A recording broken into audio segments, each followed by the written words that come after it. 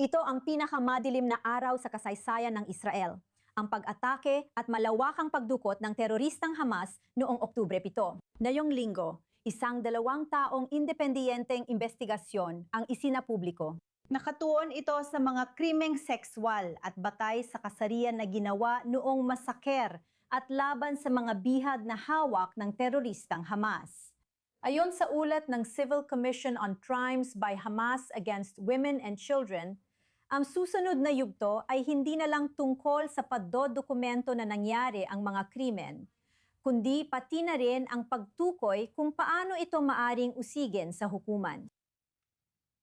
Para sa karagdagang impormasyon, kasama natin ngayon ang pinuno ng komisyon, ginawaran ng Israel Prize at eksperto sa internasyonal na batas, Doktora Kochav Elkayam Levi mula sa Mudin.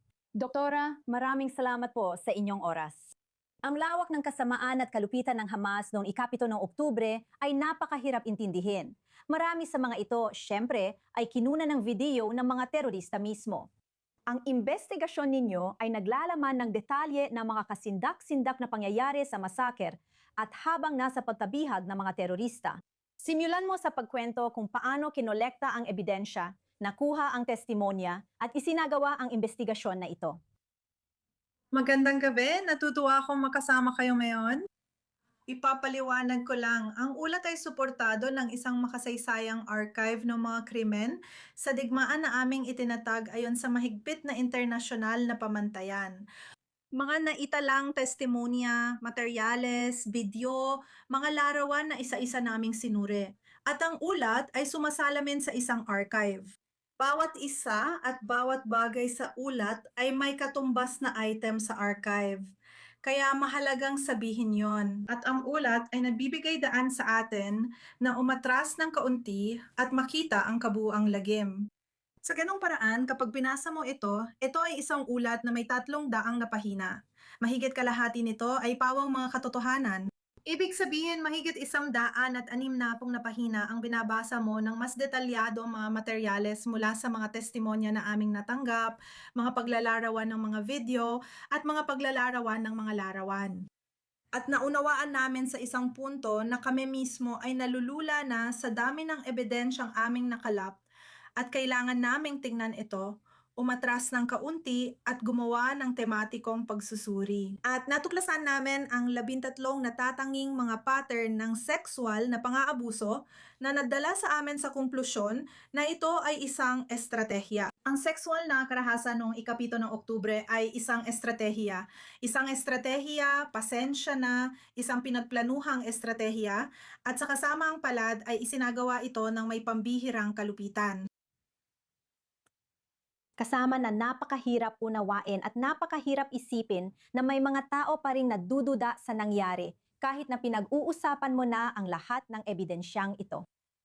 Kahit kinuna ng Hamas ng video ang kalupitan, binabanggit mong talagang nakalulula ito. Siguradong mas naging traumatic para sa mga nakaligtas na balikan ang kanilang pinagdaanan habang ibinabahagi nila muli ang mga detalye. Ipinapakita nito ang tapang ng mga nakaligtas at ang halaga ng kanilang mga kwento. At talagang nakakatindig balahibo kapag pinag-uusapan ang 13 paulit-ulit na pattern ng karahasang batay sa kasarian sa mga lugar na ito. Kausapin mo kami tungkol sa sistematiko, malawakang at mahalagang mga pag-atake na binabanggit mo. Ano nga ba talaga ang ibig sabihin nito? Ibig sabihin nito ay nakita namin ang mga pattern, mga gawain na paulit-ulit na nangyayari sa iba't ibang lugar. Halimbawa, kapag binasa mo ang mga testimonya sa ulat na ito, maririnig mo ang magkatulad na mga pangyayari sa iba't ibang, talagang magkaibang mga lugar at nagpatuloy pa ito habang sila ay bihag. Sa tingin ko, isa sa pinakamahalagang bagay ngayon ay nararamdaman namin yon. Nagbibigay ang ulat ng napakatibay na batayan ng ebidensya. Na gaya nung sinabi mo sa iyong panimula, ito ay parang isang mahalagang sandali ng pagbabago. Inililipat tayo nito mula sa tanong na kung nangyari ba ito, tungo sa tanong na ano ang mga kahihinatnan. At tunay akong naniniwala na ito ay lumili ka ng bagong realidad para sa mga biktima, para sa mga nakaligtas, para sa mga dating bihag na patuloy na kinukwestiyon.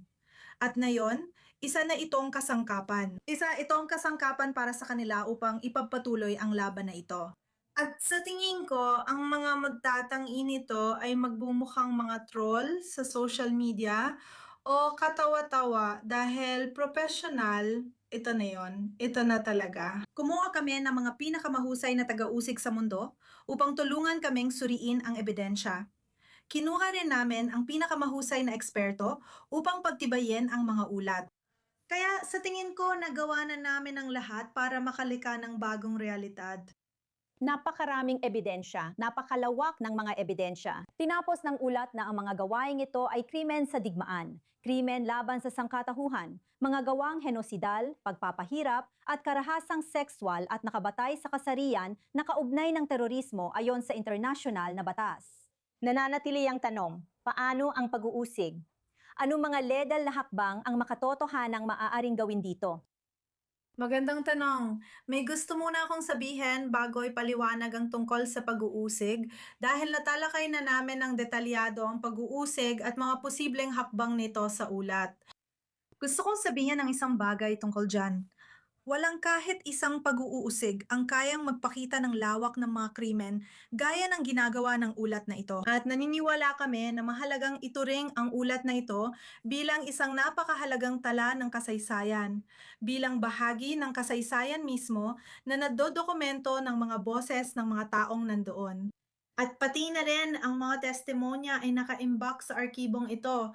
At ngayon ay hindi lang basta kinikilala, kundi maaari na rin gamitin sa pag-uusig.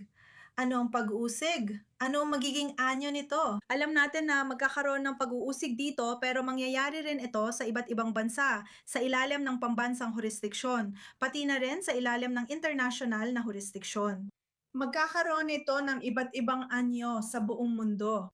At naniniwala kami na ang ulat ay magkakaroon ng sarili nitong buhay, kumbaga isusumite ito sa korte bilang ebidensya. At sa aming naunang ulat, nangyari rin ang mga katulad na bagay. Isinumite ng mga tao ang aming ulat sa mga korte kahit na alam mo na naging isang kasangkapan nito na pwedeng gamitin ng mga tao. Oo, kaya yun na yun. Ang ilan sa mga testimonya ay tungkol sa pagkabihag sa kamay ng mga terorista at tumagal ito ng buwan at buwan gaya ng alam natin. Ano man tumatak sa iyo? Anong testimonya o kwento ang kaya mang ibahagi ngayon kahit mahirap? Wow. Sa tingin ko, ang pinakatumatak sa amin ay ang katotohanan ng matagalang sexual na pang-aabuso sa mga taong nabihag. At sa palagay ko, wala nang sapat na mga salita o legal na depenisyon para ilarawan ang realidad ng isang tuloy-tuloy na impyerno.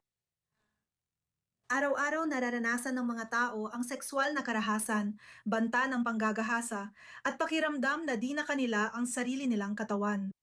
At isa sa mga bagay na binanggit namin sa ulat ay ang mismong patotoo ng isang dating bihag na nagsabing, "Hindi ko man lang magawang maligo." Alam mo, iisipin mo, pagkatapos kang gahasain, makakaligo ka na lang sana, pero hindi ko man lang magawang maligo. Kaya sa tingin ko, ito ay parang, um, maliit lang ang bahagi ng sinabi niya ang naulat, pero tumatak talaga ito sa amin. At isa pa, bahagi rin ito na tumatak sa amin. Binuksan namin ang ulat gamit ang pahayag ni Ricardo Luke, ang ina ni Shani Luke, at ang mga sandali noong ikapito ng Oktubre nang makita ng pamilya ang katawan niya na hinihila at dinadala papuntang Gaza. Dinuraan siya ng mga tao na palibutan ng armadong lalaki at halos di na makilala ang katawan niyang halos hubad. At sa tingin ko napakasakit na mga sandali para sa pamilya nang kailangan nilang maging na makita ang pagdurusang ito. Oo, sa tingin ko nananatili ito sa atin higit sa lahat. Naririnig ko kung gaano kasakit para sa'yo na pag-usapan ito. At talagang nakakakilabot malaman na umabot sa ganitong antas ng kasamaan ang nangyari at kung gaano kahalaga na mailantag ito at malaman ng mundo kung ano talaga ang nangyari. Ikwento mo ang nararamdaman mo tungkol dyan. Ang katotohanan na kailangang malaman ng buong mundo at maintindihan ang mga detalye, gaano man ito karumal-dumal, nakakakilabot at masama, kung gaano ito kahalaga ngayon. Sa tingin ko napakahalaga nito. Gusto kong kilalanin una sa lahat ang trabaho ng team ng komisyon na nagkusang loob na panuurin ang mga materyales. Kami mismo ang nagkusang suriin at panuurin ito, kasama ang mga ekspertong forensiko at repasuhin ang maraming materyales para hanapin ang ebidensya, palatandaan ng sexual na karahasan at kalagayan ng mga katawan. Gusto kong sabihin na ito ay isang tuloy-tuloy na pagsisikap na mahirap araw-araw. Ang pagharap sa mararahas na materyales, ang trauma na dala nito. Kaya sa tanong mo, gusto kong sabihin na dapat nating makitang pinag-aaralan ng mga eksperto sa terorismo at pambansang seguridad ang mga natuklasang yon. Hindi pwedeng tayo lang sa civil society, kami sa akademya ang magbabasa nito. Dapat ito ay isang ulat na binabasa, pinag-aaralan at pinagkukunan ng aral ng mga eksperto sa terorismo. Dahil parang ngayon ko lang talaga naintindihan nitong mga nakaraang araw na hindi natin kayang labanan ang isang bagay na hindi natin alam. Kaya kung ito'y mananatiling kaalaman lang ng mga aktivista ng karapatang pantao o civil society, mapaminsala ito para sa ating lahat. Kailangan itong maging gawain ng mga eksperto sa terorismo. Dapat itong basahin at unawain ng mga eksperto sa pambansang seguridad at makita nilang ito ang sexual na terorismo sa pinakamasahol nitong anyo.